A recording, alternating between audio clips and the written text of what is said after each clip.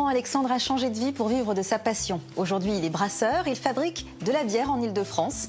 Ingénieur en informatique dans les télécoms, il a profité d'un plan de départ volontaire pour lancer sa propre marque. C'est un brasseur et un homme heureux qui vient nous raconter cette étonnante reconversion qui lui a permis de retrouver le goût du travail grâce à celui de la bière. Bonjour Alexandre. Bonjour. Alors aujourd'hui, vous êtes brasseur et un brasseur heureux. Qu'est-ce qui vous a poussé à changer de vie en fait pour quitter une enviable carrière d'ingénieur en informatique? Quand j'ai fait ingénieur, je voulais être chef de projet, faire des projets qui concrètement aidaient les gens dans leur vie quotidienne. Quand j'étais étudiant, j'ai fait les premières bandes tactiles, des choses comme ça. Et quand je suis rentré dans une entreprise donc de télécom et dans la création de nouveaux services, c'était exactement ce que je voulais. J'allais faire des services innovants qui allaient servir les gens tous les jours. Et donc, ça a permis d'avoir de la créativité, de faire des projets, d'encadrer des équipes. Donc rien tout ce que vous recherchiez. Tout ce que je recherchais. Et donc, je me suis éclaté, je me suis amusé. On avait des budgets, c'était en plein développement.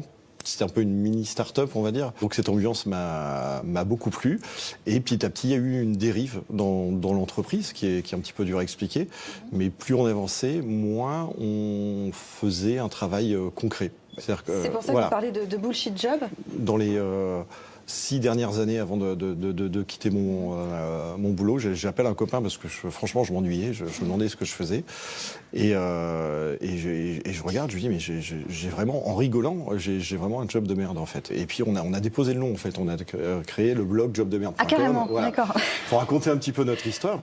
On nous demande de remplir des tableaux Excel, on sait même plus pour qui ni pourquoi, et surtout on nous demande de mentir dans les tableaux Excel qu'on remplissait. Et puis en interne, en fait, on est freiné dès qu'on amène trop d'innovation parce qu'en fait ça va tout déstabiliser. Et comment est-ce que vous le vivez ça? Alors je vais pas parler de burn-out ou autre parce que c'était pas du tout le cas, parce que j'ai toujours été content de travailler, d'aller travailler, donc il n'y a pas de souci là-dessus. Mais par contre je me suis dit je peux plus faire la même chose et qu'est-ce que je vais, ça peut pas continuer, il faut que je trouve autre chose. Et donc moi j'ai toujours fait d'autres choses à côté pour justement exprimer ma créativité que j'ai plus du tout dans mon travail. Donc que ce soit par la musique, par la création de blogs, de start-up qui n'ont pas forcément marché. Et donc c'est là que j'ai fait de la bière aussi en parallèle le week-end pour m'évader l'esprit. De là à passer donc à faire de la bière dans son sous-sol et oui, à aller voir la DRH en disant je m'en vais parce que je vais devenir brasseur professionnel, j'aime bien la bière.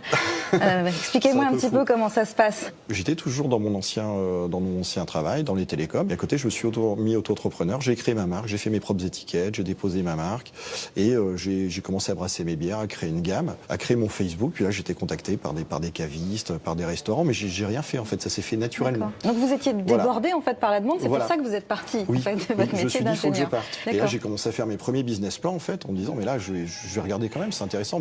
Et puis je regarde le business plan et je me dis bon, je peux en vivre, mais je gagnerai jamais ce que je gagnais avant, ça c'est certain. Oui, l'écart de salaire est très important. Très très important. Je pense qu'on peut diviser par 3 ou 4 quand même.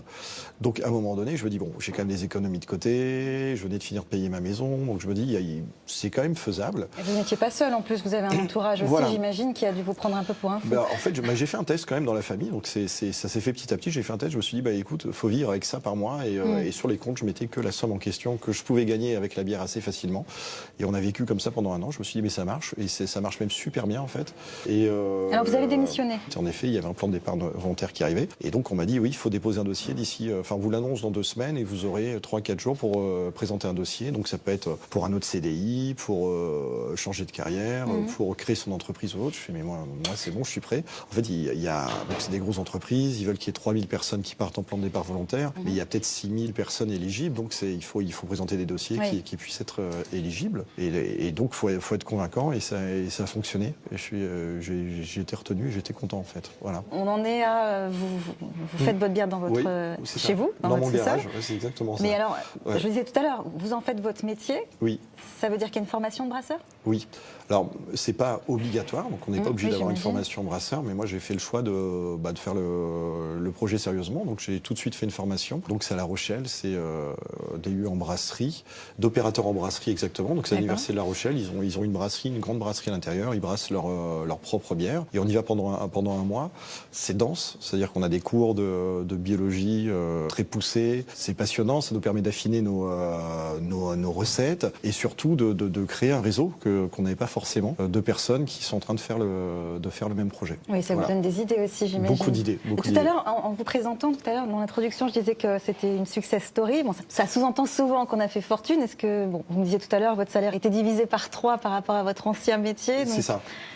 Donc vous en vivez quand même. Donc oui, ça fonctionne. En pointe, on a été monté entre 600 et 800 points de vente en fait dans toute la France. Voilà. Après, je pense pas que je ferais fortune dans ce métier. C'était pas le but. C'est surtout de l'enrichissement personnel. C'est de l'épanouissement. Merci beaucoup, Alexandre, d'être venu jusqu'à nous. Merci beaucoup. Un des avantages quand on est à son compte comme Alexandre, c'est qu'on n'a plus besoin d'envoyer de CV.